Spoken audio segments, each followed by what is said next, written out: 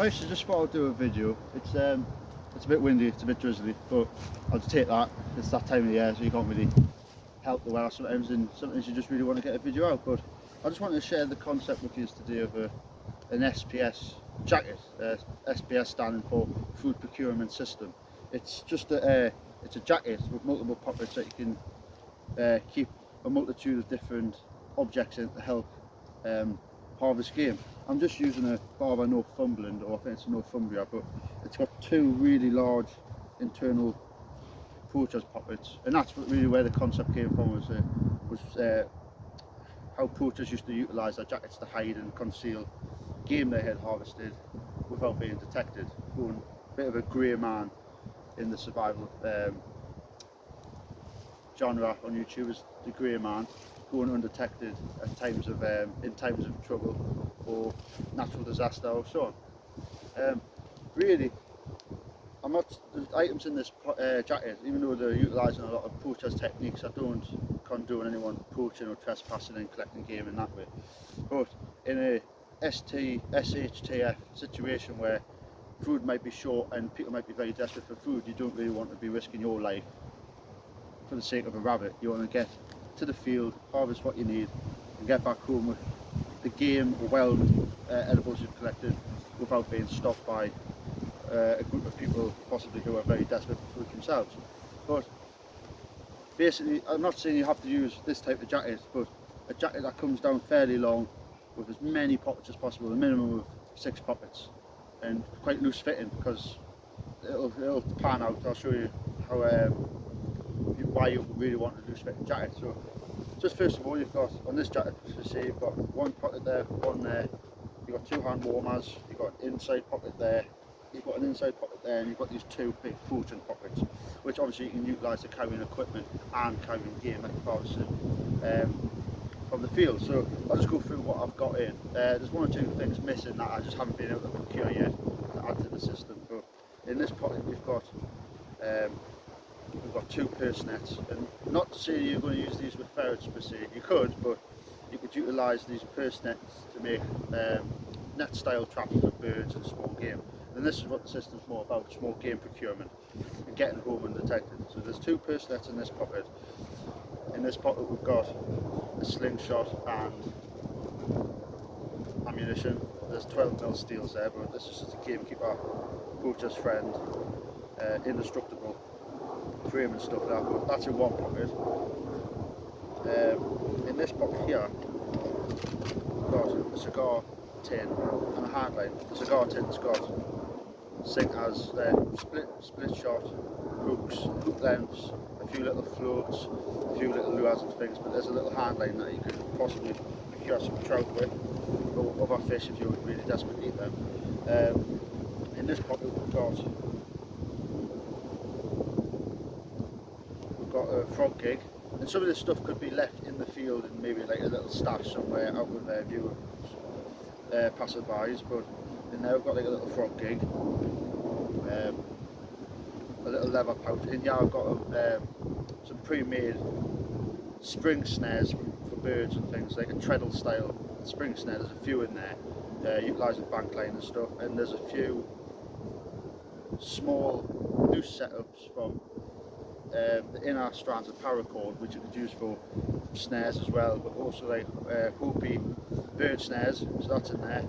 And you really want a good knife. This is the Victorinox Trailmaster with a saw. You've got a main blade. Let's put some of this stuff back in the pocket.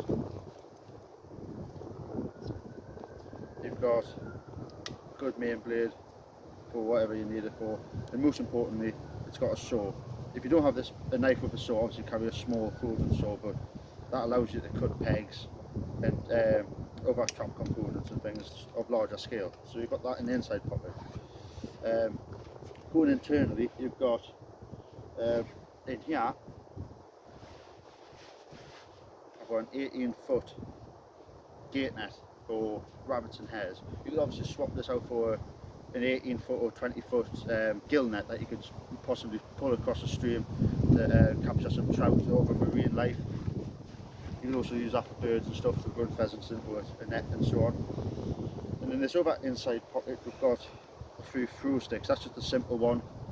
Obviously you can use the knife to make these in the field. You could leave these in the field, but that just allows you a little bit of range as well to maybe take out some flying birds or rabbits on the run, so on and so forth. So that's there.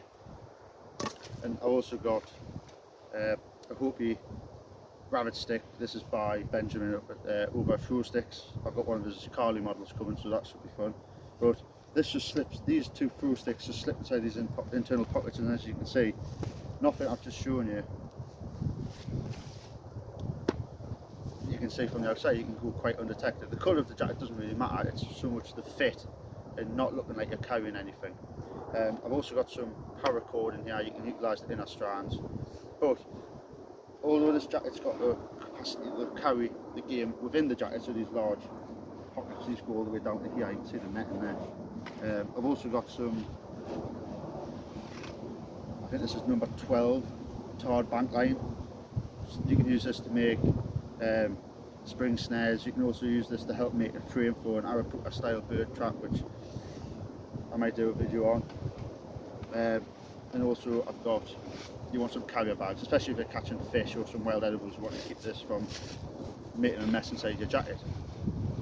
But as you can see, there's still loads of room in these pockets. You can put other things. This is obviously a non-firearm related food procurement system. You can obviously use this in other countries with firearms, but I think it just goes to show that you can go out into the field, harvest game discreetly and bring it home for your family without being detected. Obviously being out in the field while doing so and not being detected is through a matter of skill, but it's just a method of getting home safely with game you've procured. Obviously not all jackets, you may have a jacket with multiple pockets, but it doesn't mean you always want to have a jacket with so much internal space like these two game carrying pockets or poacher's pockets. So a simple way you could use a jacket without any internal pockets is utilising, I'll just take the jacket off here for a second, I'll take the rabbit stick out. What I've got here is using a bit of paracord with two loops on either end. I've put one loop through itself over my arm, and this side's got a loop on the end. What that means, you can, obviously if you don't have the internal space to carry game that you've gathered, you can pull this loop through itself to create a loop.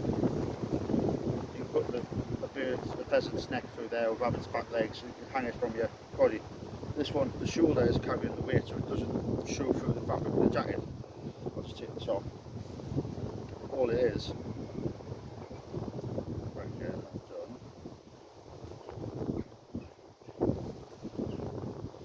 This is a length of paracord, maybe a metre long, two loops on either end. Obviously if you catch more than one rabbit or pheasant, you can string it over your shoulder, over your neck. I'll just get it closer, get the loop, you can pass that loop through itself to create a slip and noose. You can carry one over each, one on either end.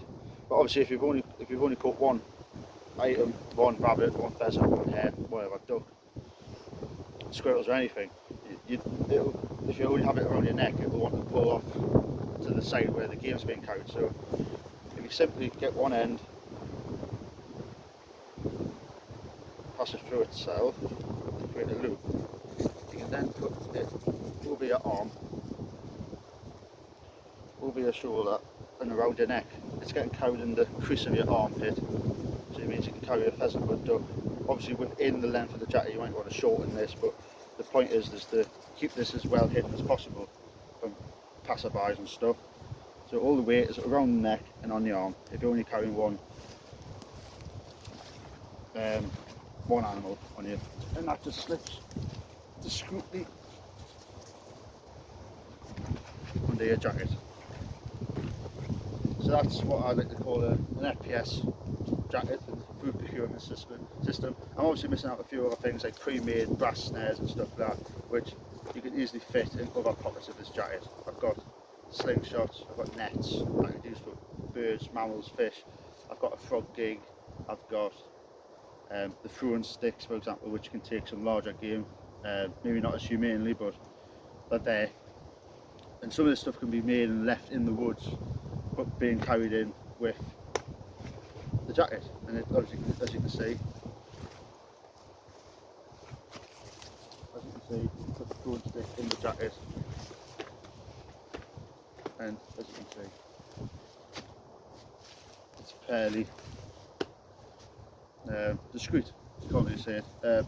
You can obviously use, the point is, you want a loose fitting jacket that comes down to past your waistline a bit and have as many pockets as possible. You can carry as much gear as in small packages as you can. And obviously I've got so much more room in all these pockets, and these two protest pockets and the two external pockets, I've got so much room.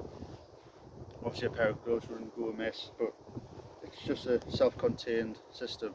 Maybe not for everyone, but people in the prepper community and stuff could utilise this for a bugging in situation, or a situation where food may be hard to get and people may become very desperate to the point of violence to gather food or steal food off other people. So that was just a little video just showing a system that I just thought of the other night, and it needs some tweaking, and this is more for like winter. It's a heavy jacket, and you wear this in the summer you'll sweat to death. So maybe come the warmer months I might do a second video on a spring and a summer version using a lighter weight jacket.